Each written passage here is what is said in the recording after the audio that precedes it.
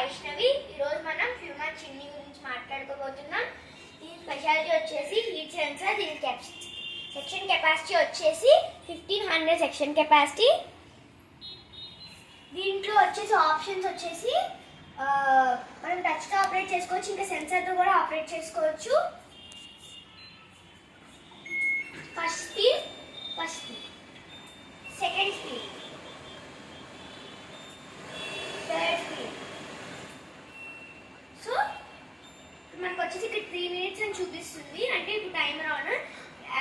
ఒకవేళ మొత్తం మనం కుకింగ్ అయిపోయినప్పుడు ఇంకా వంటగదిలో ఒకవేళ హీట్ ఉన్నా ఆటోమేటిక్గా ఇది హీట్ లాగేసుకొని ఆటోమేటిక్గా ఆఫ్ అయిపోతుంది ఫ్రెండ్స్.